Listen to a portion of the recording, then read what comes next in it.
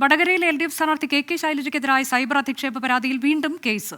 Youth league പ്രവർത്തകൻ ഷഫീഖിനെതിരെയാണ് Perambra police കേസെടുത്തത്.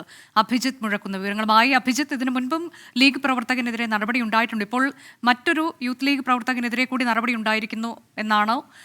ഇദ്ദേഹത്തിന്റെ വിവരങ്ങൾ എങ്ങനെയാണ്? അനുജ, വല്യക്കോട് CPIM ബ്രാഞ്ച് സെക്രട്ടറി നൽകിയ പരാതിയിലാണ് ഇപ്പോൾ യൂത്ത് ലീഗ് പ്രവർത്തകനെതിരെ പേരാമ്പ്ര പോലീസ് കേസെടുത്തിരിക്കുന്നത്.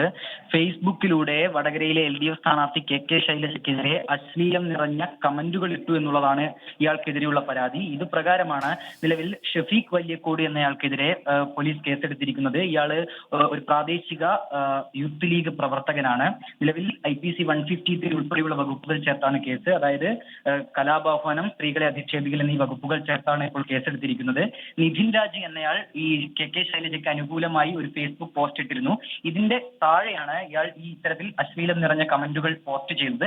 ഇത് പ്രകാരം CPM ബ്രാഞ്ച് സെക്രട്ടറി പേരാമ്പ്ര പോലീസിൽ പരാതി നൽകുകയായിരുന്നു. തുടർന്ന് കേസെടുക്കുകയായിരുന്നു.